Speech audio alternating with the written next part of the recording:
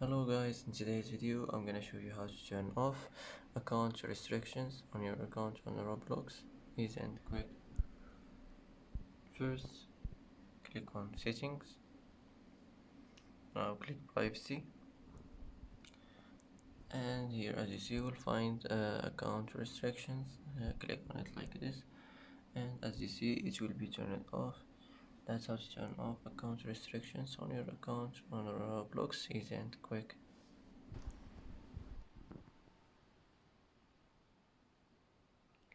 And that's it for today's video. If you like this video, don't forget to like and don't forget to subscribe. I hope this video is helpful for you, and thanks for watching until the end, and see you in the next video.